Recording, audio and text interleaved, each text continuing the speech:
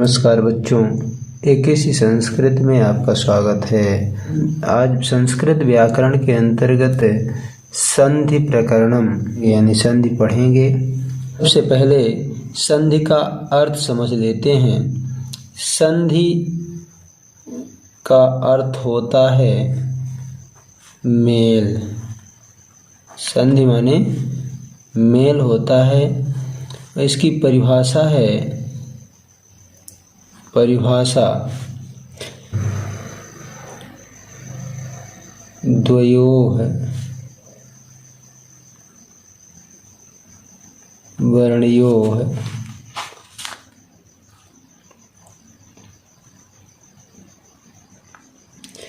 बहूनां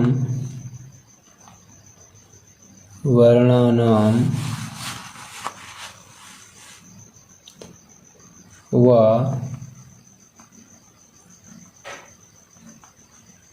संयोगेन यह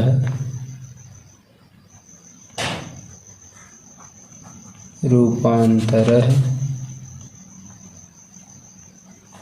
जायते सः संधि। आशय है द्वयोः वर्णयोः यानी दो वर्णों, बहूनां वर्णानां वा या बहुत से वर्णों, दो वर्णों या बहुत से वर्णों के संयोग से यह रूपांतर यानी जो रूपांतर यानी जो परिवर्तन जायते माने होता है, सह संधि वह संधि है। दो वर्णों या अधिक वर्णों के मेल से जो परिवर्तन होता है उसे हम संधि कहते हैं। जैसे विद्याधन आलयः, विद्याधन आलयः बराबर विद्यालयः, विद्याधन आलयः बराबर विद्यालयः। यहाँ पर दो वर्णों का मेल हुआ है। पहले पद का अंतिम अक्षर और दूसरे पद का पहला अक्षर, यहाँ पर दीर्घ आ है और यहाँ इसके आगे भी दीर्घ आ है। दोनों दीर्घ आ मिलकर एक दीर्घ आ ही होता है। तो यहाँ पर विद्याधन आलय बराबर विद्यालय हुआ। इसी तरह से जैसे रमाधन ईशः बराबर होता है रमेशः। यहाँ पर आप देखेंगे कि रमा पद शब्द का अंतिम अक्षर दीर्घ आ है और उसके आगे दीर्घ ई है। आ और ई मिलकर इन दोनों के मेल से यहाँ पर परिवर्तन हुआ है। आ धन ई बराबर ए हो गया है, तो रमा धन ईशः बराबर रमेशः हुआ। इस तरह से यानी दो वर्णों के मेल से जो परिवर्तन होता है उसे संधि कहते हैं। अब संधि के भेद देख लेते हैं। संधेः भेद त्रयम् अस्ति।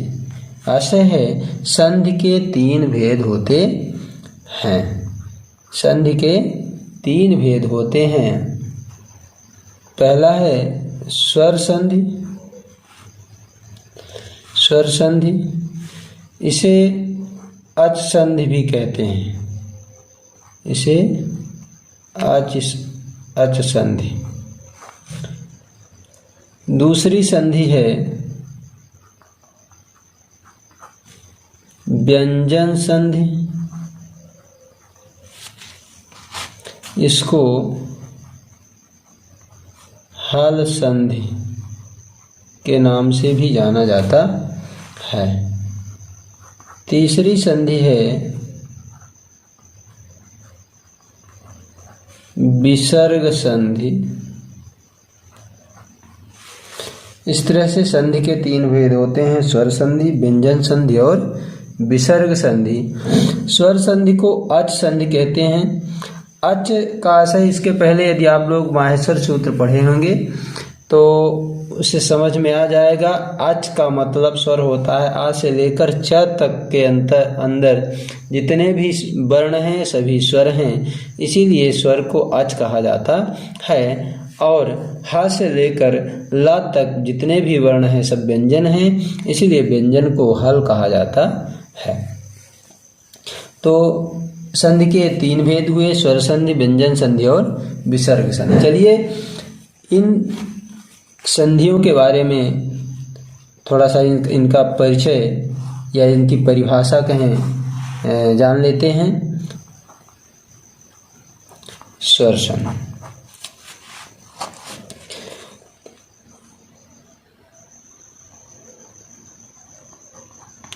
द्वयोः स्वर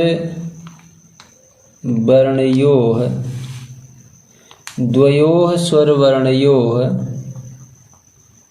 मेलनेन यह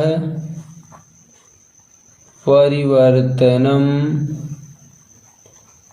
जायते सह स्वर संधि। आशय यह है कि 2 स्वर वर्णों के मेल से जो परिवर्तन होता है सह स्वर संधि, वह स्वर संधि होती है। 2 स्वर वर्णों के मेल से जो परिवर्तन होता है उसे स्वर संधि कहते हैं। जैसे विद्याधन आलयः बराबर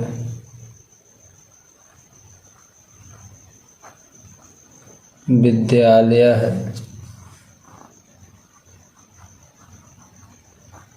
साधुधन उक्तिः बराबर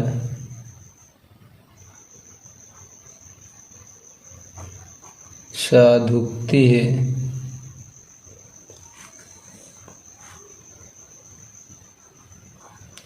देवधन इंद्रः बराबर देवेंद्रः। ये विद्याधन आलय में 2 स्वरों का मेल है, आ धन आ। साधुधन उक्ति में भी 2 स्वरों का मेल हुआ है, ऊ धन ऊ।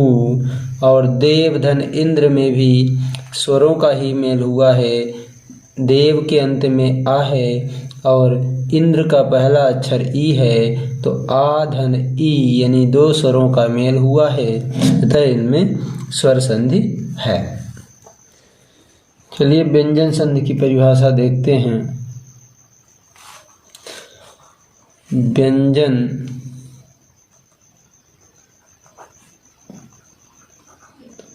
वर्णेन सह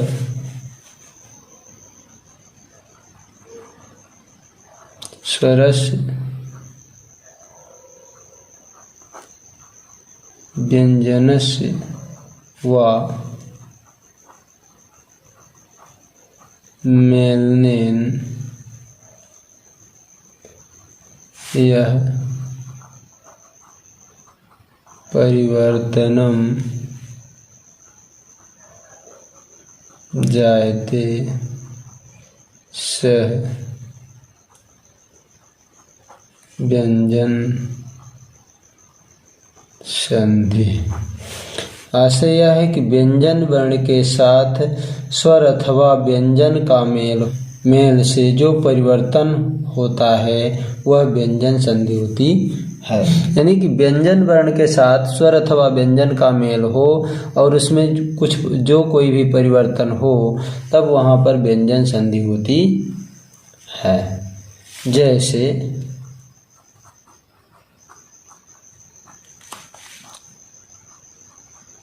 सतधन जन बराबर सज्जन। उतधन दीन बराबर उड्डीन। सत धन आचारः बराबर सदाचारः। अब इसको समझ लेते हैं। सत धन जनः बराबर सज्जनः। यहाँ पर पहले पद के अंतिम अक्षर व्यंजन है सत, और दूसरे पद का पहला अक्षर भी व्यंजन है। यानी व्यंजन के साथ व्यंजन का मेल हुआ है, इसलिए इस यहाँ पर व्यंजन संधि है। दूसरा उदाहरण है उत धन डीनः। उत का अंतिम अक्षर जो है ता हलंत है यानी व्यंजन है, और इसका दूसरे पद डीनः का पहला अक्षर ड है। दोनों व्यंजन वर्ण हैं और व्यंजन के साथ व्यंजन का मेल हुआ है, इसलिए इसमें भी व्यंजन संधि है। सत धन आचारः। सत का पहला पद का अंतिम अक्षर ता है, ता हलंत है यानी व्यंजन है, और इसके बाद जो आचारः पद आया है इसका पहला अक्षर आ है, यानी व्यंजन के साथ स्वर का मेल हुआ है, तो यहाँ भी व्यंजन संधि है। परिभाषा के अनुसार व्यंजन वर्ण के साथ स्वर अथवा व्यंजन का मेल हो, व्यंजन संधि होती है। तो यहाँ पर व्यंजन के साथ स्वर का मेल हुआ है, तो इसमें भी व्यंजन संधि है। सरल शब्दों में यदि समझें तो स्वर के साथ स्वर का मेल हो तो स्वर संधि, व्यंजन के साथ स्वर अथवा व्यंजन का मेल हो तो व्यंजन संधि। ठीक इसी तरह विसर्ग संधि भी है। विसर्ग के साथ स्वर अथवा व्यंजन का मेल हो तो विसर्ग संधि होती है। विसर्ग संधि की परिभाषा देख लेते हैं। विसर्ग संधि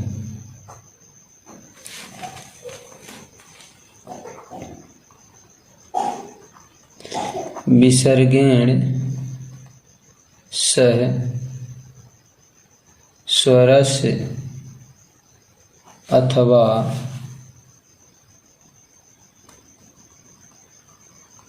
व्यंजनस्य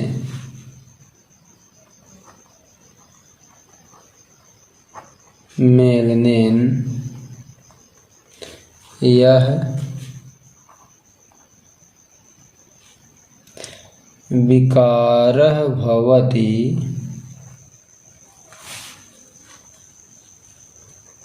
सह विसर्ग संधि।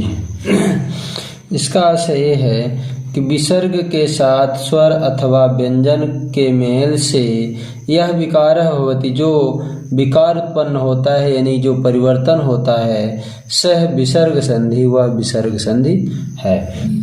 जैसे